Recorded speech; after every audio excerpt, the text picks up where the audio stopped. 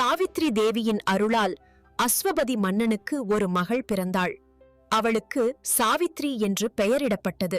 சாவித்ரி குணவான் சத்யவானை தன் கணவனாக தேர்ந்தெடுத்தாள். அவன் வறுமையில் வாடும் ஓர் ஏழை நாட்டு இளவரசன். நாரத முனிவர் ஒரு அதிர்ச்சி ரகசியம் சொன்னார்.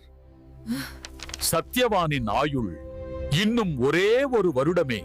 தந்தை தடுத்தும் சாவித்ரி மனம் மாறவில்லை. நான் தேர்ந்தெடுத்த கணவன் அவனே என சத்யவானையே மணந்தாள். விதி குறித்த அந்த இறுதி நாள் வந்தது.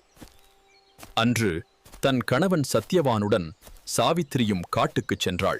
மரங்கள் வெட்டிய சத்யவான் சாவித்திரியின் மடியில் மயங்கி இறந்தான். அவன் உயிரைக் கவர யமதர்மன் நேரில் வந்தான். யமன் சத்யவான் உயிரோடு தெற்கு நோக்கிச் சென்றான்.